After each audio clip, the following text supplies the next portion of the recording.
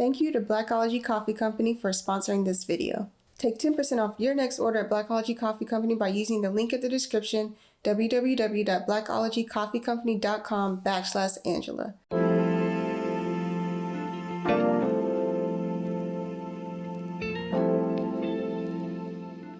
Hey everybody, my name is Angela. I am your host and producer of Funny and Hustle, and I am joined all the way from New York by Joey Kilrain, who is the founder of Dead Company, a digital experience design company. I'm so excited to dive into UX design because I feel like there's so much I don't know. If I don't know a lot, there's probably some people out there who feel the same. They probably use different things throughout the day, but they have no idea what was the thought process behind why this works the way that it does.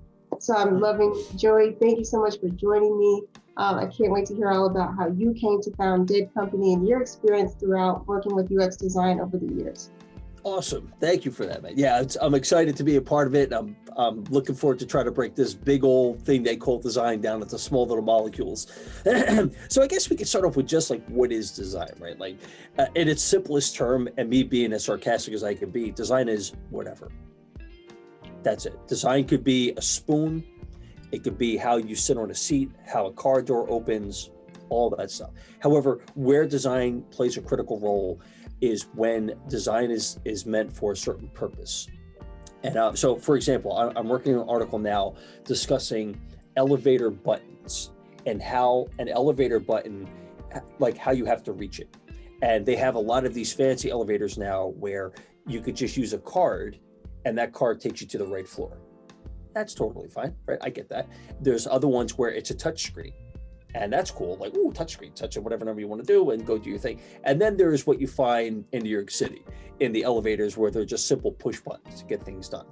And one of the first challenges when we're talking about the elevator is, well, who's the audience? So if you're thinking of these high-rise hotels, you know, or big businesses, let's say, the majority of the people going in there are probably going to have full function of their bodies. Meaning they're probably going to be about maybe 5 foot to, like, let's say 6 foot is probably a general size. They're probably going to have a diameter of anywhere between 100 pounds to like maybe 200 pounds. So we know how many people we can fit in the elevator. But more importantly, they'll be able to reach and hit all the buttons. And they'll probably have the vision to do all that, which that's the perfect world. We don't live in a perfect world.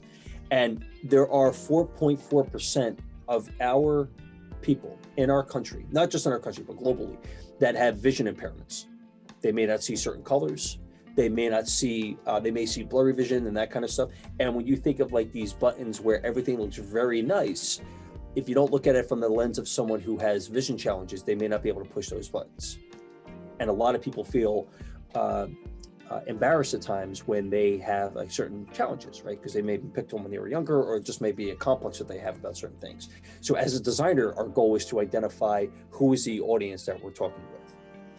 Another example would be if you're in these fancy elevators, and what if someone's in a wheelchair? How do they reach all the buttons? Or an even better one is, what if the person is blind? They need Braille to feel the buttons, to do their stuff. Or another example that we identified is, what if there's a woman with her child and God forbid something happens to the woman and the child has to react, but your help button is too far for them to reach. Like all those things, right? Or people that, you know, may have challenges with height, you know, like how do they reach that button? So all those things go into what we do as design, like designing it so that it does a certain purpose. A lot of times design can slow things down because design requires research. You know, we're going to try to target a particular audience. And sometimes people don't like to slow down because they want to rush to market. And I get you, you can rush to market, but you can also find yourself building it twice or maybe even 3 times because you didn't take an ounce of prevention to just do a little bit of research to try to figure it out. So that would be design out the gate. Okay, yeah, and I like that. You touched on really working to create designs that work for people. And by people, not just one specific average person who is average height, average vision ability, you know, average physical ability to press buttons, reach buttons, but just everyone who could possibly, right? So there's a push that I've seen on social media called Design for Good, which is really working to make design inclusive and ADA accessible and all these other things, right? And so you talk about this from an elevator standpoint, but there's a lot of different ways that design requires research in order to be usable and functional. That's not a word. Functional for Functional, yes. Yeah. What I do specifically is I'm a visual designer, and I do a lot of work with big data companies or enterprise companies. So an enterprise company would be something like Ernst & Young, KPMG, Facebook, Nike, like any of these companies that require an online application, or like a bank. So let's take TD Bank, for example, really easy one. For TD Bank, when you log in, chances are you're going to be logging in with one screen that has like your username and your password. And then how do I get through all that? And for me, as a designer, I would think about, okay, what are the screens or what are the options that have to be on that screen? And how do I guide the customer to success? So success could be a couple of things. Success could be logging in. Success could be regaining my password, or success could be joining, those three things. So what are those hierarchies that are there? And then you would think about what are they probably looking for when they first log in? And chances are you probably know your username and you probably know your password. But a secondary would be, I forgot my username or I forgot my password. So when I think of the buttons, the colors of the buttons, the button that's going to stick out the most is going to be login. The next button that's going to stick out is forgot password or forgot username. That's it. And from there, we guide that experience. So we would do the research part, meaning like, okay, we know the majority of the customers are coming here to log in, blah, blah, blah. And then we would do the look and feel to make sure that what you see here for TD Bank looks like you're at TD Bank versus if you log into Chase Morgan, where they'll probably have a different look and feel. Like they have a lot of blue and a lot of red, where TD Bank has a lot of green and gray in what they do. And so for someone like myself, we would go and map out that whole thing. Now I know it's easier said than done, and I could give you an example of how we've gone ahead and put those big systems together, but we boil it down to what's called atomic methodologies. And if you've ever heard of that term, atomic methodologies. So atomic methodologies is basically taking something really big and then breaking it down to its smallest molecule.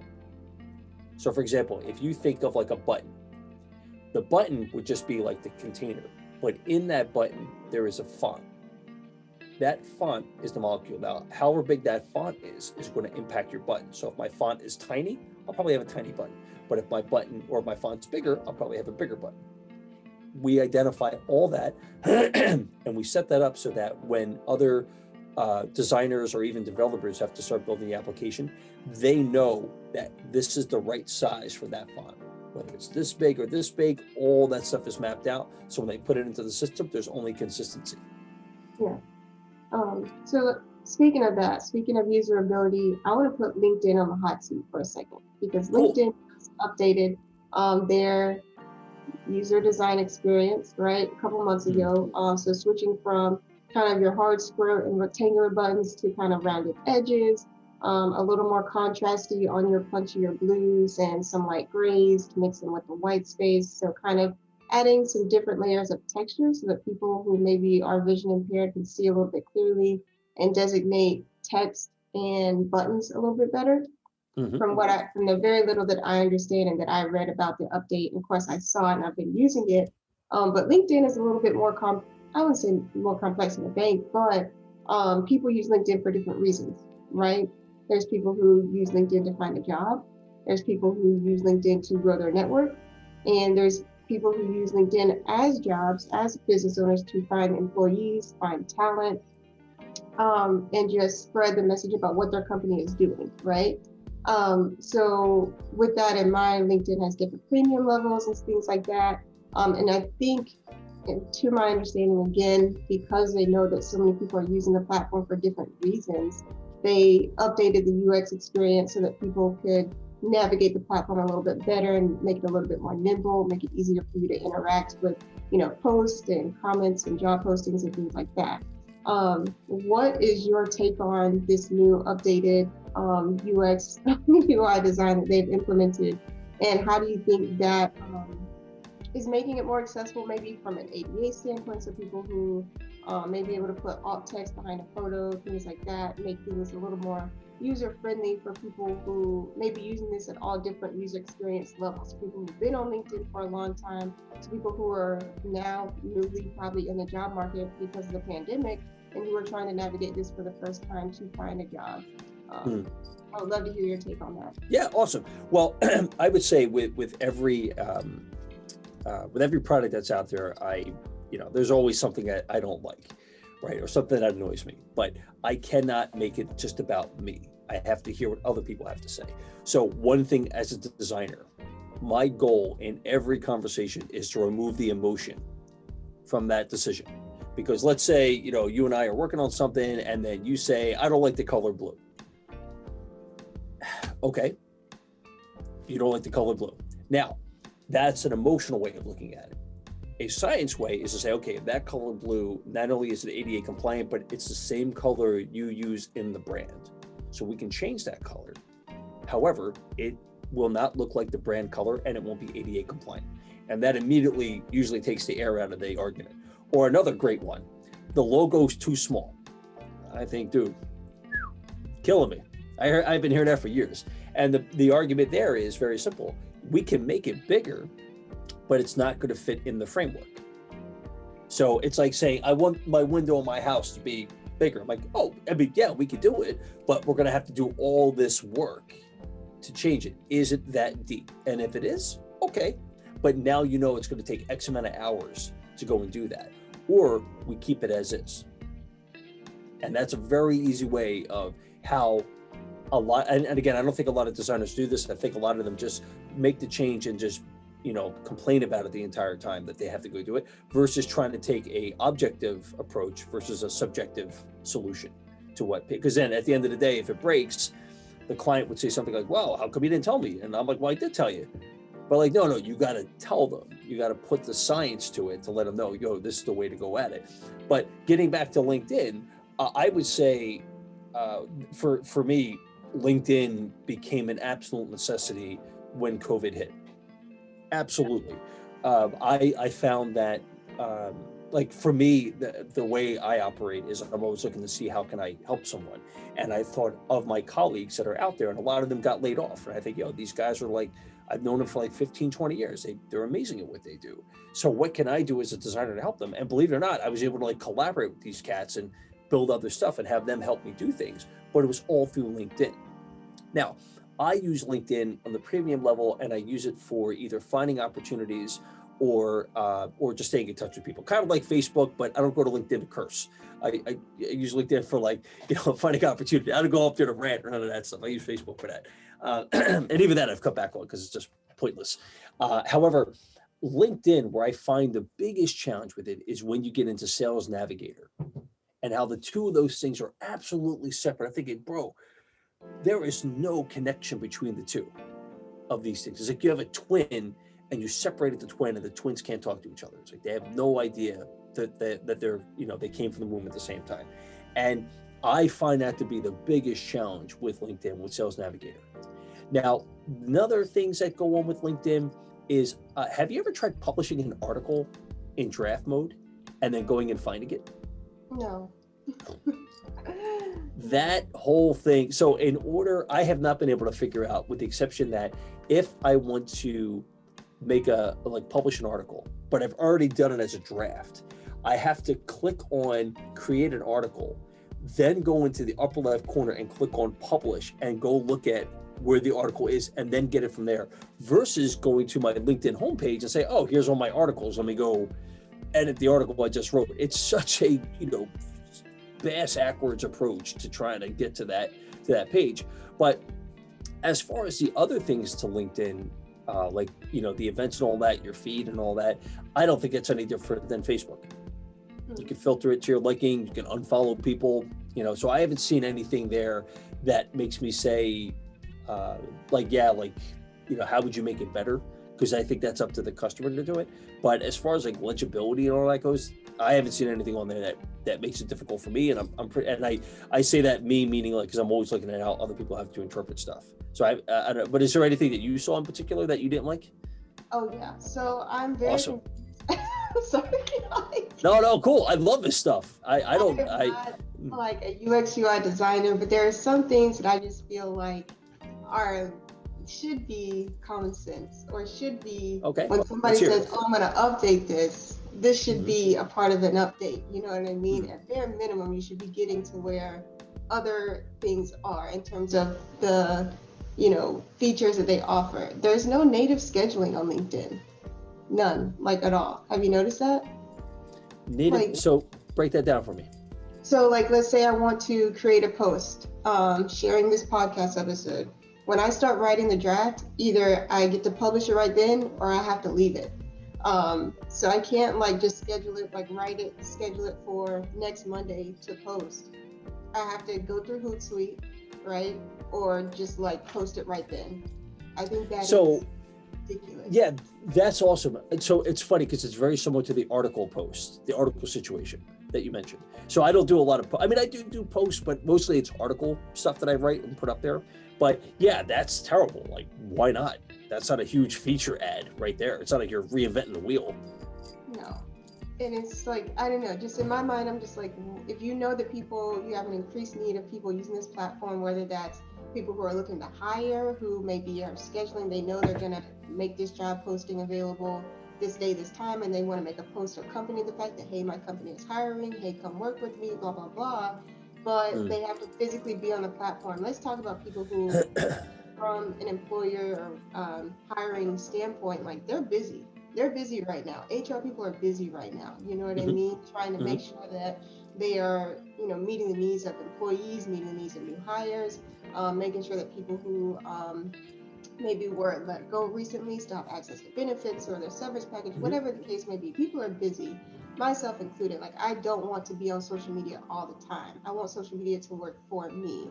And so in my mind, when it comes to UX UI design, like that's a part of it. I think there's some loss somehow. There's some disconnection between how people intuitively would like to use a platform, and that can be seen in like visual hierarchy design, and how people could use a platform for the betterment of creating connections and being more social, which is allowing for native scheduling, allowing for not even third-party apps to manage content, but also just like analytics. See what people are responding to, what people are liking, what people are engaging with the most, which is not. Yeah, that's very limited. I'll agree to that. It's very limited on LinkedIn. And I honestly think they're taking that data and selling that like hotcakes to bigger cats. Because yeah, that stupid little thing that you see, like the reach. And whenever I look at my cuts, I've been in big data for about 15 years. I know almost every API that's out there for putting that kind of data in there. D3, all these other ones. And to see you having such a rudimentary breakdown is insulting. Yeah. Right. That's insulting. Like if I have to pay a little bit more, okay, I see there's a little bit of an angle there, but you're not even giving that option. You're just saying, here's vanilla. That's all we got. Right. Literally, it's so frustrating. I mean, just like no real analytics. Like they'll tell you maybe where people are from, where they work, what their job title is, but that even is not like a solid breakdown. Really, it's just like there's so much more that I feel like LinkedIn could have done from a UX UI perspective that they just didn't do. And maybe they feel like it was a big update that was overdue, and I get that, but there's definitely still something to be said about a lot of platforms that don't have a robust feedback mechanism for people to actually tell developers what they want, right? What users who use apps and websites on a daily basis, what they want to see and what would make the platform more accessible to them, no matter who they are. So I don't know what your thoughts are on growing that relationship between user experience and developer implementations. Oh, yeah. So that's awesome because what I would say to that is there are like 4 people that I know I need to satisfy when I do the work that I do. At the end, it's the customer. And I'm going to work from backwards to the top. So it's the customer, then it's developers, then it's stakeholders, and then it's me. And I'm sort of like air, like I kind of like float through all these cats, right? But if the customer really, really wants something, the first thing we have to identify is what's the lift? Meaning, what's it going to take to get that done? And in a lot of cases, stakeholders, they're not always aligned with what the customer wants. And that could be LinkedIn, right? I don't know a lot about. I mean, I could talk a ton about ADP, having used their product, having interviewed with them, having seen all the inner workings with them. And if anybody's worked with ADP,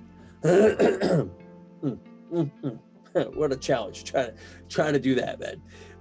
However, getting back to the issue at hand, what the customer wants may not be something that the product can deliver right away. And sometimes I'll find that stakeholders will push developers really hard for a feature set that's by a small amount of people. And then there is something else that goes on with developers, which is, or stakeholders, where they may not see the effort required and they just keep pushing. And developers, developers are like mechanics, right? They're going to build it, they're going to fix it, and then that's it. They move on to the next project. And unless you have the three aligned, or at least as aligned as you can get it, yeah, you'll find yourself with a product that's half-baked, that just won't hit expectation and won't be what the customer wants. And I'm not saying it's easy, by no means, because I know for myself, I've had things where I thought, oh, this sounds like a cool idea. We have some research on it. We go and implement it and find out, oh my God, that was so much more complicated than we thought it was going to be. And what it boils down to is the research, right? If you know what you're getting into, you want to have that research up front. You want to try to get research as quickly as you can and feedback as quickly as you can, because you don't want someone like me going and spending 60 hours to go build something only to find out that you can't, it's going to take 9 months to go build now. And that's usually what happens. Not usually, forgive me. I've seen that happen, but that usually happens when you don't have a team that is experienced in doing this kind of stuff, which I think leads to one challenge that I see in the design world is ageism, where the agencies are very quick to hire young talent. Why? It's inexpensive, and they, like, let's say, know it all. And I laugh and I think, dude, I've been using Photoshop since it was version 1.5. Right? Cool. Look at that. Look at that. And I'll tell you right now, I haven't used that piece of software for like almost 20 years. Out of a scale of 1 to 5, I might be a 3. Might be a 3. Like low, like below 3. Because it's a program where photographers use it one way, designers use it another way, and artists use it another way. And then if you start to identify those categories, like a visual designer versus a UI designer, a still life photographer versus a portrait photographer, and then a artist, I mean, there you go, like abstract, whatever. Yeah, the software becomes quite deep. And then you compare that to LinkedIn. You're like, all right, how many different types of people are coming here? How many different types of people are trying to use it? And all of a sudden it becomes complicated to try to make it work for one particular group. It's not to say you can't do it, but it's to say, yeah, if I identify a particular group within LinkedIn, like if there's publishers and that kind of stuff, I may have certain features for them. Why? Because they are publishers, they need that. Someone like myself, yeah, I'm not into that. What am I looking for? I'm looking for the person who has a project ready to go. Like if they have that option, like, yo, like I know they point out for opportunities for like jobs. If they had one for RFPs, I'd never leave, right? Because I was, it's all right there. And then it's almost like like you go to Fiverr or these other groups where you can, or even Upwork, you can find the talent right there. If the project was there, you could probably do a very similar thing, and even charge a premium for that. Because if I know the project is anywhere between 10 to 20,000, and let's say LinkedIn gets 0.1% of that, cool. Yeah, cool. That would be awesome to have that. But yeah, these are conversations where when you start to talk to dev or to the product team, you try to figure out, well, what are you guys doing? And then a lot of times they're like, if it's anything like I've been in, you're usually chasing their tails because they've got other things that are either on fire or A lot of programs are like legacy, so they may not be as up to speed. So you got to try to worry about that stuff. But yeah, somehow they get it going. They figure it out. Yeah. So on the topic of ageism and on the topic of sites like Fiverr and Upwork, so there are rumors that LinkedIn is looking to add something like that to the platform where people can hire contractors directly from LinkedIn. Whether or not that'll be just like a native service, like jobs and stuff that are suggested, or whether that'll be a paid, like premium feature is yeah, that's whatever. Yeah, I mean, so has been your experience in working with people of all ages and also like trying to create space for more diverse designers within the UX field in terms of making their thoughts and perspectives inclusive and just working to create agency for people who maybe haven't typically been in the design field. Yeah, awesome. So for me, I have always been around people that don't necessarily bolt up to my world. And I'll give you an example. I absolutely believe that a designer is marginalized by their understanding of tech. So if that designer just knows Wix, that's all they can design for. If that designer knows WordPress, that's a little bit more than Wix, they could do more. If the designer is aware of enterprise applications, they could do a lot more. But you have to know code. And the majority of visual designers that I'm around, they like, it's like nails on the chalkboard, right? They freak out. And I tell them, yeah, but if you don't know that, how do you know how to build it? How do you know how to set up your layout? And how do you know how to talk to a developer? A lot of times developers or designers will create something and do what's called throw it over the wall. Go figure it out. And you know what a developer's going to do? Developers are like, oh, does that button click? Cool. That's it. Yeah, and it's crazy because when you think about the challenges they're facing, if your layout doesn't bolt up to that UI framework, yeah, then it's a joke. It's like me coming to you saying, all right, I want you to print me a book, but I want all of the pages to be made of gold. Like, well, how are you going to do that? I don't know. Just go figure it out. And that's it. It's like, you're nuts. Like, what do you mean gold? What kind of gold? Like, there's all kinds of golds to start with. Rose gold, yellow gold, white gold. How thick do you want it? Are you going to put pictures on it? Are you going to put text? If you are, what's the size of the text? So it gets into all this like wild stuff. And I think, did you think about any of that before you get into it? So that would be number one. But where I think, when it comes to inclusion with that, the problem is a lot of people have the wrong perception on experience. And experience gets a bad rep. And I think companies don't realize until it's too late. So when it comes to ageism, when it comes to people in the industry, you'll see that there are people that are older that may not know the tech that well. And I got you. I get it, right? It's changing every second of the day. Tech is changing. However, they know how to put things into a process. And there's a constant struggle between process and protocols, right, to try to get it done because it's changing a lot. However, if you don't have that stuff in place and you just continue to run like a chicken without a head, well, what you're going to find out is you're going to have a product that whenever there's a mistake or a change, it's really hard to make that change. It's easy to drive straight. No problem driving straight, but nothing is straight. That road to success is like all over the place. And you need to have somebody who can help guide it to say, yeah, you know what, let's focus our energies on building like a repository for our components. Let's build something that is a consistency so that whenever we have a problem, or if I'm not here, to go look at this and say, oh, that's the way it should look. And then you go and address that. But in most cases, people look at younger talent as, yeah, it's less expensive. I can hire 4 or 5 more people to go get it done. Or another awesome one is when they go offshore, where people will say, oh yeah, I can go offshore and I can hire 10 people for the price of 2 here in the States. And I hear that, I'm like, yeah, you're right, you can. But here in the States, I only ask them once because there's a get it factor. Over there, I may have to ask them 2, 3, maybe even 4 times. Why? They don't get it. So even, again, American to American, and it's not to discredit offshore because I think there's a lot of benefits to guys offshore. But I also know that if you think that because you're saving a couple of bucks because they're less, but you're spending more time to get it done. Well, I find that to be really dumb because, well, you're just wasting time versus if I pay it once to get it done right the first time because the dude gets it, we're cool, right? And again, like you just have to know how to pick it. So I've seen it from working in large applications where I think offshore solutions are a better way to go. I do think offshore should be a part of your team because then you have a 24-hour shop versus just here in the States. I think, yeah, you totally have to do that.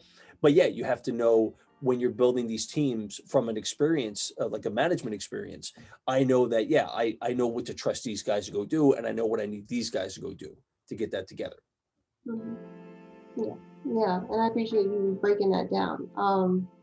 And just really breaking down like what it means to have a team that functions the way that you need it to, because that's also a part of the design experience, right? Like, how can these pieces of the puzzle fit to make work what I need to work for people who enjoy this platform?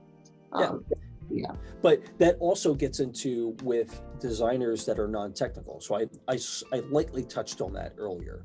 But if I could give any advice, like the Joey that came out of South Philly was this nerdy creative dude that I was like, my dad was always mechanically inclined. So I was always curious at how things got built, but my mom was very artistic with stuff. So like I get that South Philly Italian side, and then I got my dad's Irish side when it comes to like looking at something and like, okay, mechanically, this is how it has to work. So I have those two balances. However, when I first met the internet, I was definitely afraid of it because I didn't know, like, I knew it was changing everything of my life when I first saw it.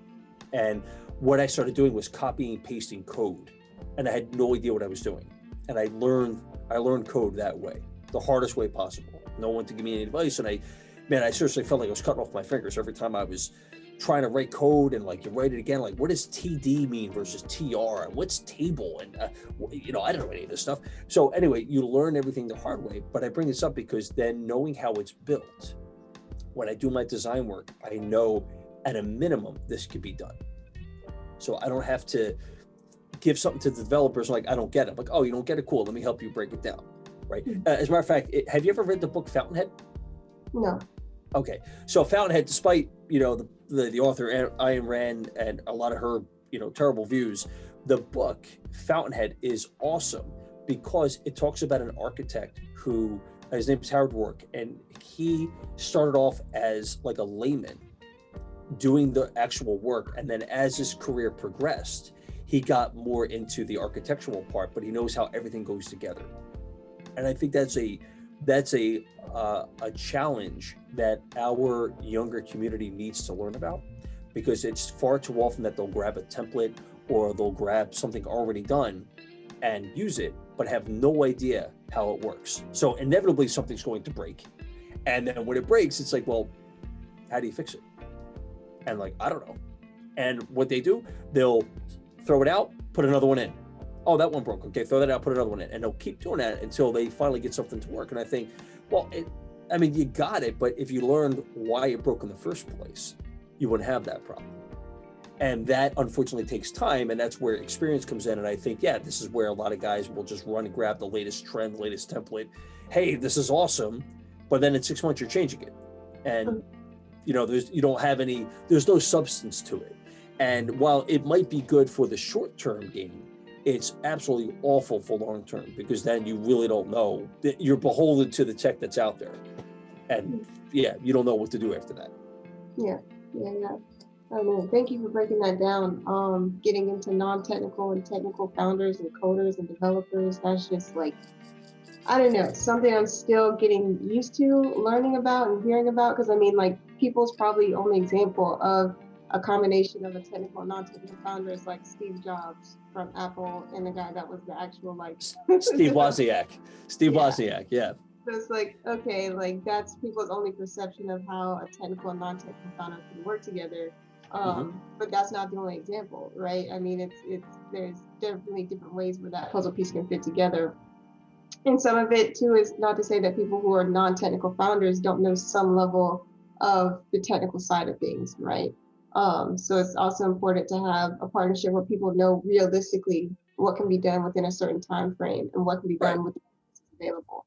too. Yeah, absolutely, absolutely, and that's an awesome point, because I think at that touches on management, like expectations, and I've seen it far too often. Like I said earlier, I look to remove all emotion from any design conversation. I pull the emotion out of it, because the second someone says I want the logo bigger, I'm thinking, I mean, yeah, you're the boss, but if I'm going to be subjective or objective, I'm going to tell you that if you make it bigger, it changes the framework, which means that we have to change up all this other stuff. It's not to say we can't do it, but it's going to cost this. How much of this do you want to spend to do that? And a lot of times you're like, making it 5% bigger isn't really that big a thing. I'm like, yeah, because it isn't, dude. That's a stupid thing to go waste your money. Thank you for waking up. You don't need to do that, man. Focus on selling the damn thing, the logo, whatever, you know? So yeah, sorry, a little bit of the Philly came out, but So good. Oh man, from Philly to New York to here on my screen. Thank you so much for joining me today, Joey. I really enjoyed our talk. awesome. Love having creative entrepreneurs on here who just bring a different perspective to what it means to blend creativity with owning a business, with just being a person who is trying to create something for good. So thank you for that. Well, thank you for having me. Thank you.